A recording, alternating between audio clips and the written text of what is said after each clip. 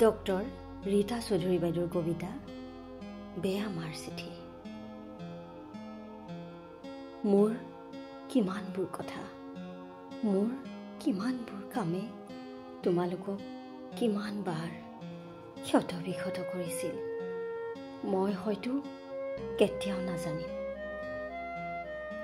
তোমালোকে যেতিয়া মোক বেয়া মা বুলি কৈছিলা, কেতিয়াবা বুকু ইপাৰ সিপাৰ কৰা হেলৰ দৰে ভাষাৰে, আৰু কেতিয়াবা চকুৰ পানীত ভিজা ভিজা মাতেৰে মই নিথৰ হৈ ৰৈ গৈছিলোঁ। বজ্ৰপাতে দুফাল কৰা মৃত গছৰ দৰে। নিজৰ বিষাদ বুকুতে সামৰি নীৰৱ স্তব্ধ।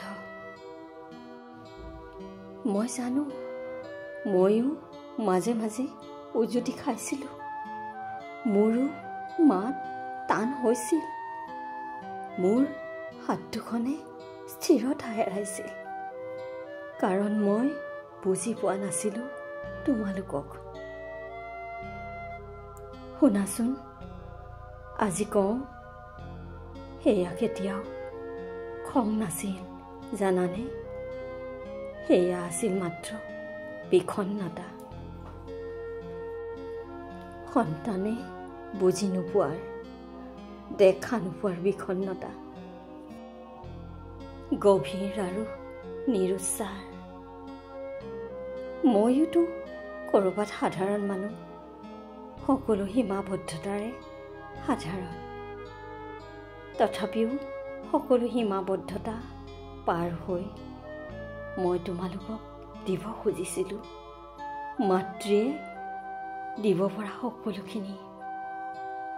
পৃথিৱীৰ সকলোৱে কি ক'লে তাৰ কোনো অৰ্থ নাই, কষ্টও নাই। সন্তানে নুবুজাতকৈ আৰু কি ডাঙৰ কষ্ট থাকিব পাৰে কোৱা? মই জানো মই নিখুঁত নহয়, হয়তো কোনো মাকেই নিখুঁত হ'ব নোৱাৰে, কিন্তু জানিবা, মই আছিলোঁ তোমালোকৰ এজনী সমৰ্পিত মাতৃ, যাৰ বাবে তোমালোকেই আছিলা জীৱনৰ চালিকা শক্তি।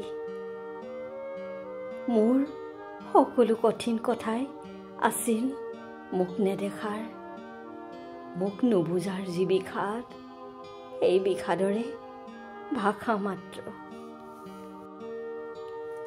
অহা জনমত হয়তো তোমালোকে তোমালোকৰ আকাংক্ষিত মাতৃ গৰ্ভ বিচাৰি পাবা নম্ৰ, নিখুঁত, শান্ত আৰু জ্ঞানী এজনী মা।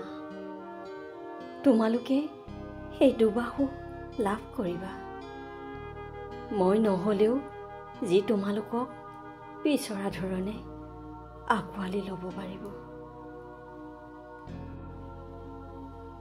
কিন্তু জানিবা, এইটো জনমতো মোৰ প্ৰতিটো উশাহে, এই হৃদয়ৰ প্ৰতিস্পন্দনে তোমালোকক ভাল পাইছিল, সিমান ভাল পাইছিল যিমান ভাল পোৱাই দিব পাৰে মাকে দিব পৰা সকলোখিনি।